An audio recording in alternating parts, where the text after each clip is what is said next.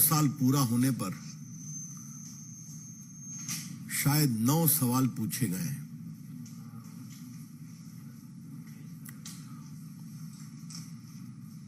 पहले तो मन में विचार आया उसको इग्नोर किया जाए, लेकिन वो झूठ का इतना बड़ा पुलिंदा है कि रिकॉर्ड को स्ट्रेट करना और साफ करना दोनों जरूरी था।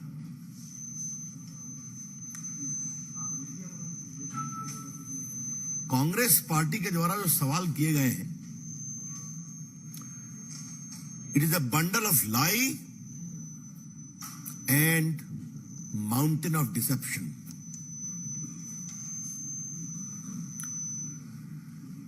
ये 9 सवाल नहीं है, ये कांग्रेस पार्टी के खींच से भरे सवाल हैं जो नरेंद्र मोदी जी के खिलाफ नफरत से उपजे हैं।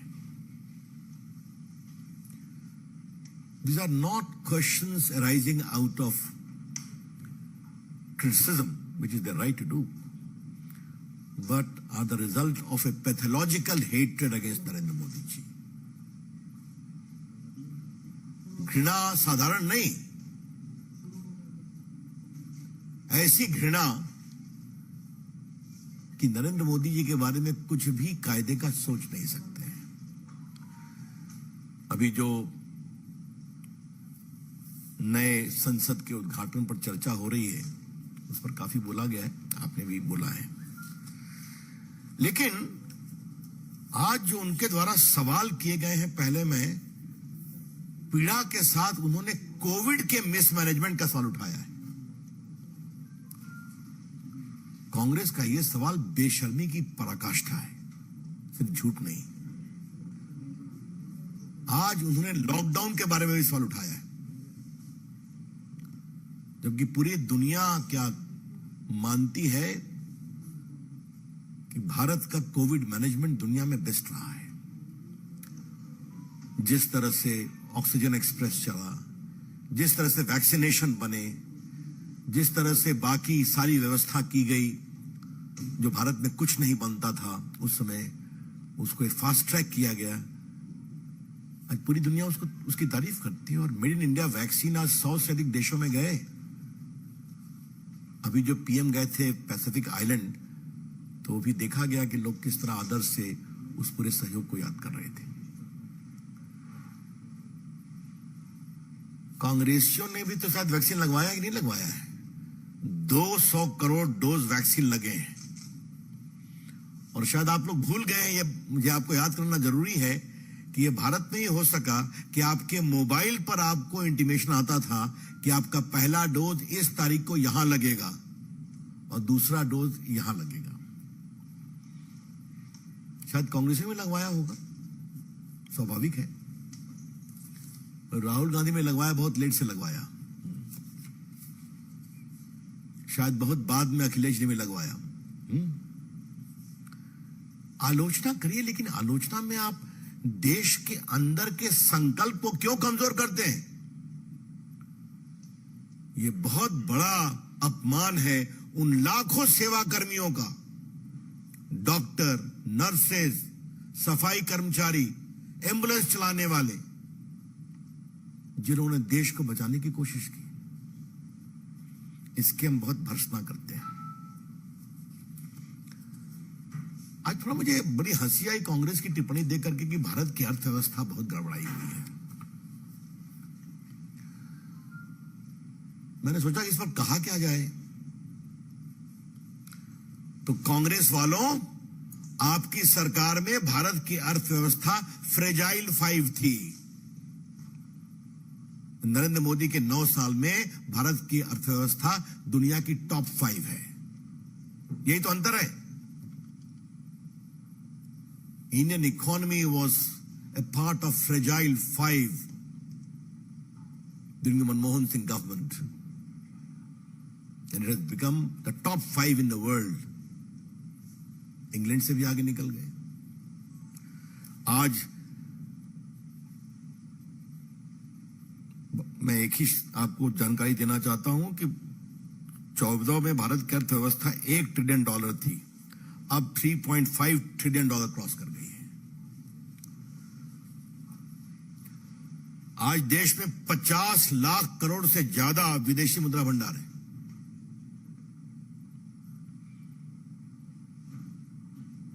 और एक संख्या हम खाली बताएंगे, एक्सपोर्ट कितना बढ़ा है।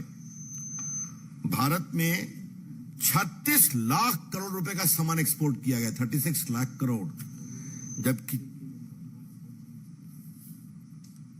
14 में सिर्फ 19 लाख करोड़ था। तो आप देखते हैं करीब करीब दुगना एक्सपोर्ट हुआ है। महंगाई पर बात बहुत की जाती है, तो थोड़ा हम बता दें, ये बहुत जरूरी है देश के सामने रखना आपके माध्यम से। भारत का एनुअल इन्फ्लेशन अप्रैल 23 में 4.7% है, 4.7%। और होलसेल प्राइस इन्फ्लेशन नीचे आकर -0.92% हो गया, 0.92%। मैं बताना नहीं चाहता हूं कि बाकी देशों का क्या हाल है, खाली आपके सामने हम कुछ बड़े देशों की बात जरूर रख देना चाहते हैं। इंग्लैंड में कितना है, अमेरिका में कितना है, आप देख लीजिए तो आपको समझ में आ जाएगा कि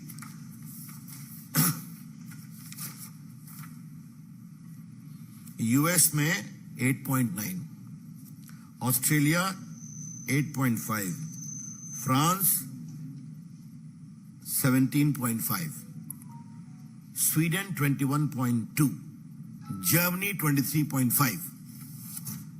हम कोई ऐसी बात नहीं करना चाहते हैं कि भारत लगभग 4.7% है, यूक्रेन की समस्या है, ग्लोबल सप्लाई चेन डिसलोकेटेड है, तो दुनिया भी उससे परेशान है। लेकिन हमने अपनी इकोनॉमी कैसे मैनेज की, दुनिया की टॉप 5 इकोनॉमी, और मैंने इसकी बात की। एग्रीकल्चर में तो बहुत चर्चा हुई है, ने एक इतनी झूठ बात कही है कि एमएसपी पे क्या कर रहे हैं। तो आज हम रिकॉर्ड स्पष्ट करना चाहते हैं कि धान का एमएसपी 14-15 में 1360 रुपए पर क्विंटल था, आज वो 2040 रुपए पर क्विंटल है, 100% राइज हुआ है। उसके बाद पैडी ग्रेड ए 1400 रुपये था 14-15 में, आज वो 2060 रुपए पर क्विंटल है। ज्वार 1530 था, आज 2970 रुपये। और बाकी बाजरा 14-15 में 1250 रुपये था, आज वो बढ़कर 22-23 में 2350 है। ये पूरी सूची हमारे पास। तुर दाल अरहर 4350 था 14-15 में, आज 6600 है। तो एक बार कांग्रेस पार्टी रिकॉर्ड तो देख लिया करे, डेटा ठीक रखा करें आरोप लगाने के पहले कि कितना एमएसपी हम लोगों ने बढ़ाया है, ये हम आपसे कहना चाहते हैं। मुझे कांग्रेस पार्टी ने करप्शन का भी सवाल उठाया है, तो उस पर तो काफी बोलना पड़ेगा, उसको मैं बाद में आता हूं।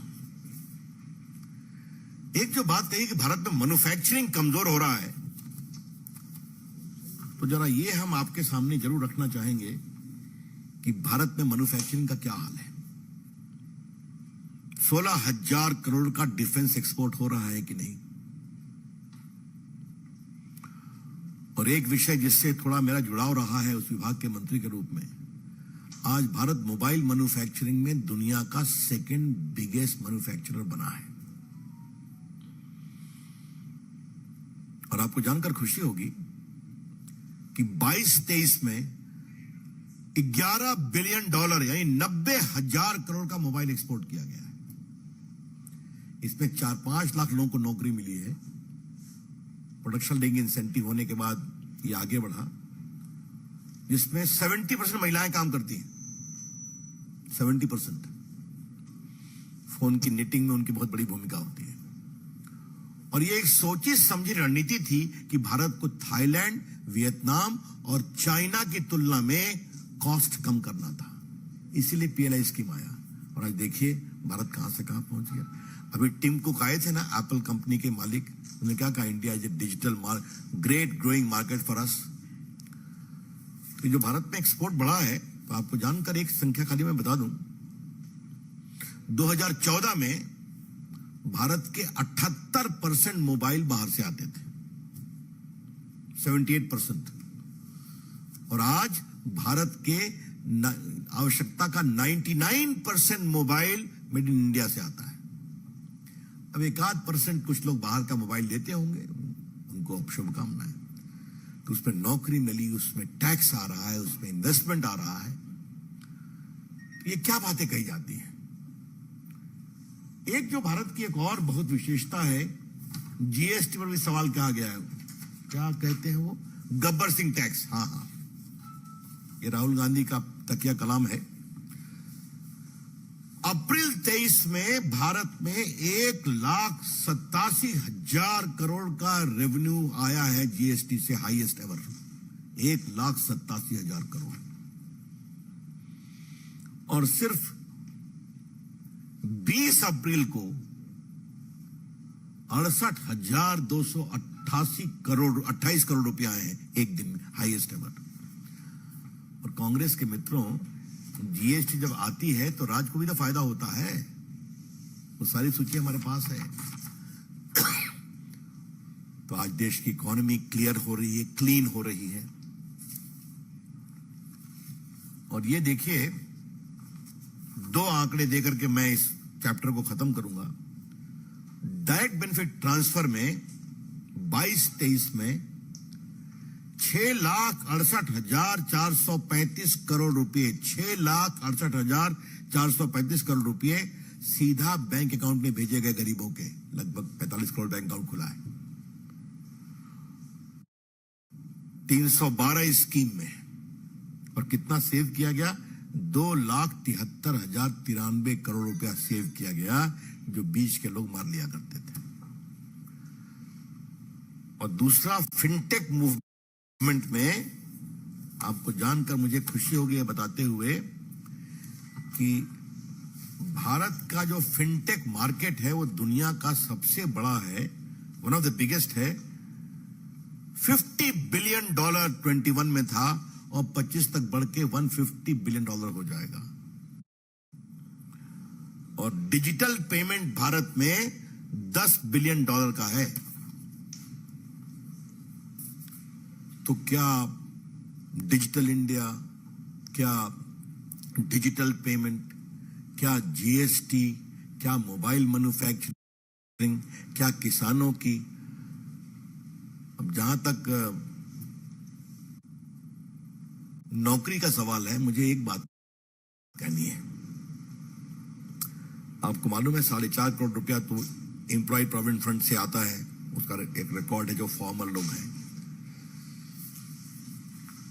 नरेंद्र मोदी की सरकार में 98,000 किलोमीटर नेशनल हाईवे बना है।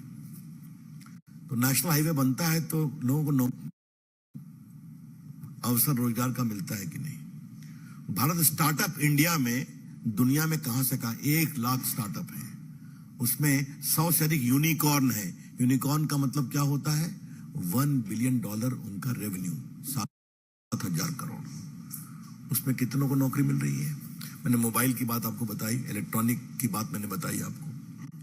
आज भारत में इतना मेट्रो आ रहा है, भारत का रेलवे में एक ही आपको मैं आंकड़ा दे देना चाहता हूं, नौकरी के बारे में तो बहुत जरूरी है बताना, कि रेलवे का विद्युतीकरण 13-14 में सिर्फ 33% था, आज वो 90% 22-23 में हो गया है। तो लोगों को नौकरी मिल रही है कि नहीं, जब बिजली बढ़ाने का काम अधिक तेजी से हो रहा है। डिजिटल दबदबा मैंने आपको बता ही दिया कि डिजिटल दुनिया में भारत का दबदबा क्या है। Cheapest internet in the world ये भारत में है, जिसका आप लोग भी सदुपयोग करते हैं फटाफट। भारत की व्हाट्सएप इंडस्ट्री बहुत तेज बढ़ रही है, आप लोग भी सब कुछ आजकल तो आपकी पूरी रिपोर्टिंग मोबाइल पे ही आती है। आपका अभिनंदन है, खुशी होती है। पूर्व संचार मंत्री के रूप में थोड़ा इसका मेरी भूमिका रही है, तो मुझे एक व्यक्तिगत संतोष भी मिलता है। तो ये जो पूरी स्थिति है, सड़कें हैं, हाँ मैं तो बताना ही भूल गया, कितना एयरपोर्ट बना है आपको मालूम है ना, कि आज एयरपोर्ट की संख्या कहां से कहां पहुंच गई है। मैं वो भी आपको संख्या दे देता हूं। एयरपोर्ट जो है, हाँ कितना 74 न्यू एयरपोर्ट बने। हमारे बिहार में दरभंगा में 9 लाख लोग खाली दरभंगा से उड़े हैं और दरभंगा से कोचिन की फ्लाइट जा रही है। तो जब विस्तार होता है तो रोजगार के अवसर मिलते हैं कि नहीं? तो क्या सड़क, क्या बिजली, क्या मेट्रो, क्या इलेक्ट्रिफिकेशन, क्या मैन्युफैक्चरिंग, आज भारत की टॉय इंडस्ट्री में कितने लोगों को काम मिल रहा है? तो ये सब कांग्रेस पार्टी नहीं देखे तो हम क्या कर सकते हैं? 2 अंतिम विषय करके फिर आपको मैं सवाल लूंगा। कांग्रेस पार्टी करप्शन पर सवाल पूछ रही है। कमाल है साहब। जहां फोन बैंकिंग ऑर्डर में था, इसको दो उसको नहीं दो, और जहां पर क्या 2G, क्या कॉमनवेल्थ, क्या आदर्श घोटाला, क्या बोफोर्स, क्या वो एस बैंड अंतरिक्ष घोटाला, क्या सबमरीन घोटाला, हेलीकॉप्टर घोटाला, मैं इसकी बात करूं क्या?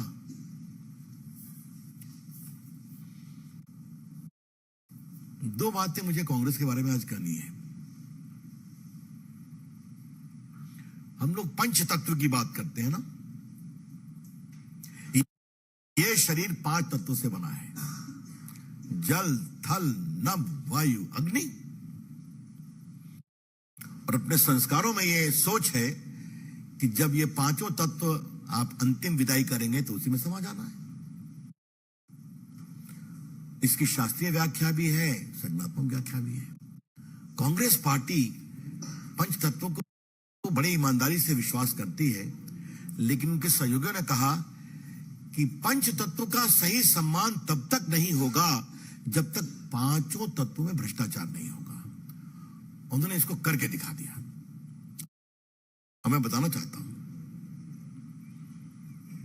थल का घोटाला कॉमनवेल्थ ले लीजिए, आदर्श ले लीजिए, और वो जमीन पर ही नहीं रुके, जमीन के अंदर भी चले गए। कोयला घोटाला जमीन के अंदर मिलता है कोयला, वहां भी कर दिया उन्होंने। मैंने वायु की बात की, 2G घोटाला क्या है? वायु के माध्यम से वो आता है, 2G घोटाला हुआ।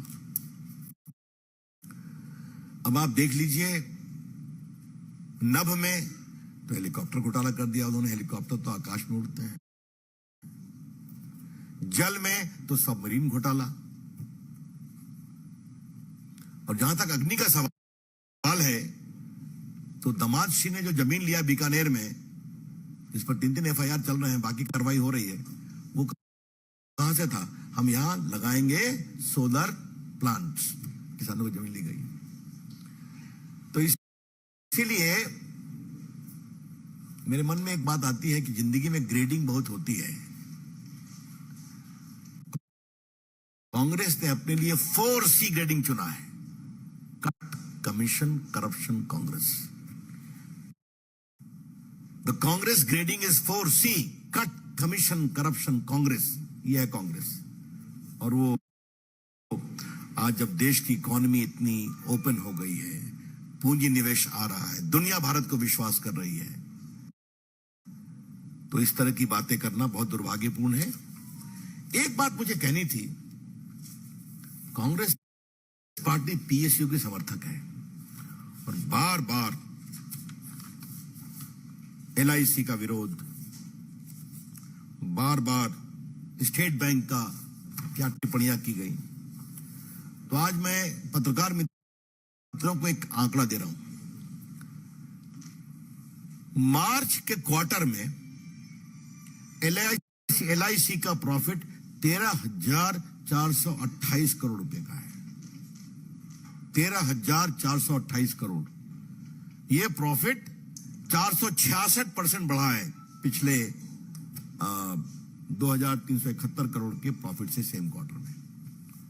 और जहां तक स्टेट बैंक का सवाल है, तो वो भी हम कहना चाहेंगे कि SBI का प्रॉफिट फाइनेंशियल ईयर 23 में 50,232 करोड़ है। 50,232 करोड़, 58.58% ईयर ऑन ईयर।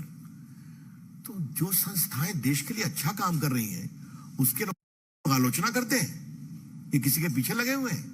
ये बहुत दुर्भाग्यपूर्ण है। मित्रों, अंतिम सवाल और फिर मैं आपके सवाल लूंगा। राष्ट्रीय सुरक्षा पर हमसे सवाल पूछा जा रहा है, चाइना को संदर्भ लेकर के। कांग्रेस के मित्रों, चाइना की जमीन जो भारत की गई है वो कब गई है? आपकी सरकार में गई है ना। आज तो गलवान और डोकलाम में भारत ने अपनी साख दिखाई है कि नहीं? ये नरेंद्र मोदी की अगुवाई का ही भारत है जिसने 300 चाइनीज टिकटॉक को बैन किया कि नहीं? वो हिम्मत दिखाई कि नहीं दिखाई? ये भारत ही है जिसने 370 बैन किया, ट्रिपल तलाक बैन किया और आतंकवादियों पर क्या हमला किया। ये नरेंद्र मोदी की सरकार की हिम्मत है कि क्या उरी हो या बालाकोट हो, घर में घुसकर हमला किया और ठंडा किया। और चाइना के बारे में मैं एक बात आपके सामने कहकर अपनी बात समाप्त कर रहा हूं। चाइना के संदर्भ में उनके रक्षा मंत्री एके एंथोनी का स्टेटमेंट ऑन रिकॉर्ड पर है कि हम जान करके सड़कें नहीं बनाते हैं चाइना के साथ ताकि टेंशन नहीं हो। ये उनका सवाल है, सोच है। और आज मोदी जी के समय सारी सड़कें, क्या अरुणाचल, क्या लद्दाख, क्या कश्मीर, सब बनकर तैयार हैं, सारे पुल बन गए। ये नरेंद्र मोदी सरकार की हिम्मत है। तो मित्रों, मुझे लगा कि इस झूठ के पुलिंदे को एक्सपोज करना बहुत जरूरी था। मैं कांग्रेस के मित्रों से एक ही बात कहूंगा, कृपा कर करके